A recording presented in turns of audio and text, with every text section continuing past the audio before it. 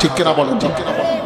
তবে জিন শয়তানকে দেখা না গেলেও তার কাজটা কিন্তু প্রকাশ্য। স্বামী স্ত্রীর মাঝে ঝগড়া লাগে কি লাগে না? এই ঝগড়াটা কখনো মানবরূপী শয়তান তৈরি করে দেয়। পাশের বাড়ির চাচি, উত্তর ঘরের জেঠি, অমুক ঘরের দাদি এসে এমন পেস লাগাই দিল, স্বামী স্ত্রীর মাঝে ঝগড়া, শাশুড়ি পুত্রবধূর ঝগড়া। এই ঝগড়া লাগিয়েছে মানবরূপী শয়তান। ঠিক কিনা ঠিক?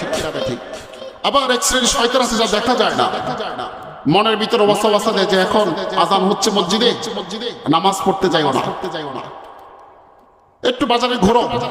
এরকম বিভিন্ন ভাবে যে ওয়াসওয়াসা দেয়, এটা হচ্ছে অপ্রকাশ্য শয়তান ইবলিস। তাকে দেখা যদিও না যায় কিন্তু তার কাজটা প্রকাশ্য। ঠিক কিনা ঠিক? শয়তান আল্লাহ তাআলার কাছে বলেছে, আল্লাহ তুমি বনি আদমকে নবী দিয়েছো, রাসূল দিয়েছো, আমাকে কি দিলে?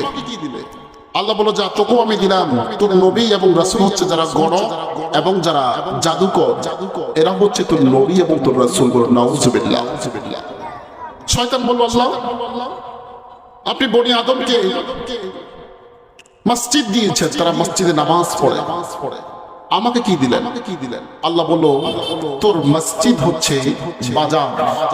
বাজারে হট্টগোল, মারামারি, কাটাকাটি, ঝগড়া ফাসাদ, সবারই মানুষের গীবত, শাকায়াত, চুরি, বাটপাড়ি, ওজনে কম, খাদ্যে ভেজাল, পৃথিবীর যত অপরাধ আছে সবগুলো হয় বাজারে। ঠিক কিনা ঠিক?